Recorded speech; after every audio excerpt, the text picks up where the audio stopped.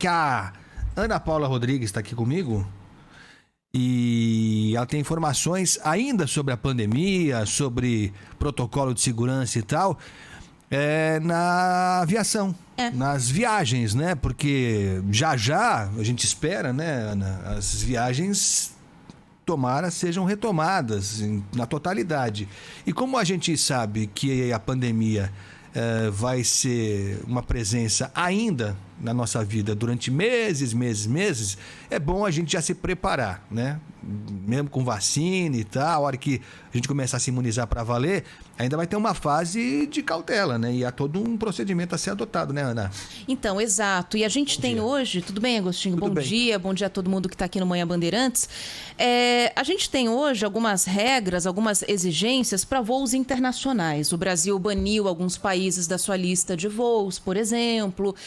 Tem a exigência de apresentação de exame negativo de Covid-19 para o embarque internacional, mas aqui no Manhã Bandeirantes mesmo, vocês já falaram também com alguns infectologistas sobre a falta de exigência dessas mesmas obrigatoriedades para voos internos. E aí, o Ministério Público Federal entrou com uma ação na Justiça do Ceará, que tem aí impacto nacional, contra a União e contra a ANAC, pedindo a exigência de RT-PCR negativo para voos em solo brasileiro, para os chamados voos domésticos. A regra seria muito parecida com a de voos internacionais, então o teste deveria ser feito em até 72 horas antes ou do embarque ou do desembarque, né? E tem que dar negativo para servir como possibilidade de voo para o passageiro. A justificativa dos procuradores que assinaram essa ação é de que o número de infectados tende a crescer em uma escala geométrica se não forem adotadas medidas no tráfego aéreo. A gente tem inclusive a fala de um deles, né, de um dos procuradores que assinaram esse pedido na Justiça.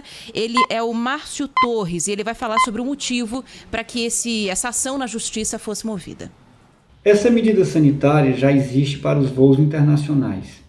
E a despeito de o Brasil ser um país com dimensões continentais e seus estados apresentarem diferentes fases da evolução da pandemia, não existe qualquer medida sanitária eficiente adotada no âmbito do transporte aéreo, o que permite que as pessoas infectadas possam circular livremente carregando os vírus e suas diversas mutações.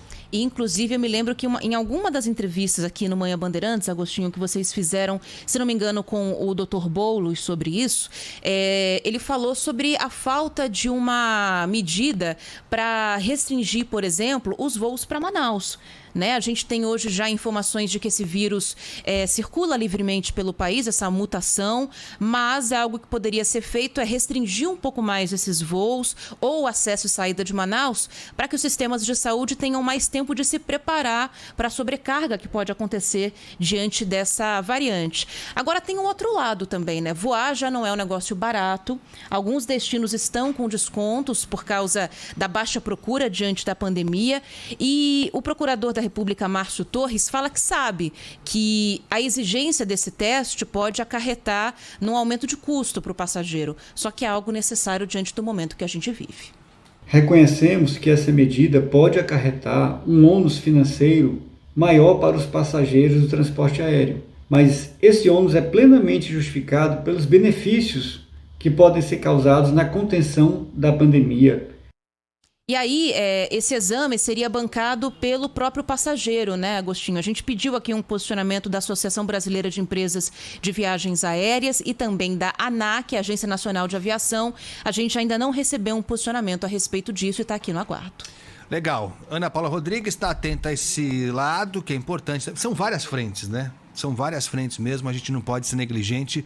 E o que a Ana falou é verdade. No caso dessa variante aí de Manaus, essa P1, já está aqui em São Paulo, já está em todo canto, por isso também, né? Porque não houve um controle, não é fácil, não é uma tarefa tranquila, mas a gente tem que tentar confinar. Foi assim que as grandes nações, os países que conseguiram evitar a proliferação do vírus fizeram, né? Você, ao identificar o primeiro contágio, o primeiro contaminado, enfim, infectado, você tem que tentar confinar, né? Porque senão aí, na hora que a coisa foge do controle, aí bem mais difícil, né, Ana? Sabe que esses dias, em algumas semanas, a gente fez uma reportagem sobre Wuhan, né, que é apontado ainda como epicentro da Covid-19. E o relato que a gente teve de um brasileiro lá, Agostinho, é que Wuhan já não tem casos novos desde maio, né?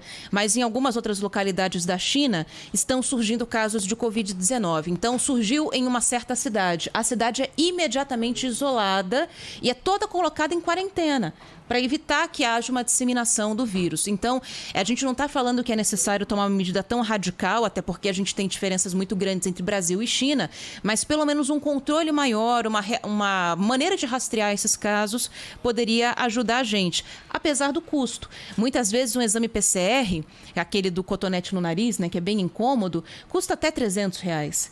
Tem passagem aérea que você compra por R$300. Então, sem dúvida nenhuma, aumentaria muito o custo disso, mas é uma questão de colocar na balança o que é mais importante nesse momento, né?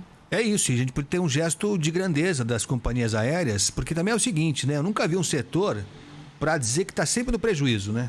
Deve ser péssimo você ser dono de avião.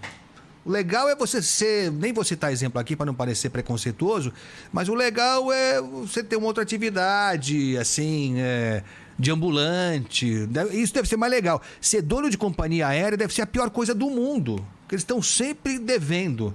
Você lembra quando teve aquele caso das malas, né, da bagagem, que restringiram o número de bagagens? Lembro. Não é? Aí falaram... Despachar, era só bagagem de mão. Isso, aí tinha até uma justificativa, porque o pessoal também levava 30 malas e tal, e não dava.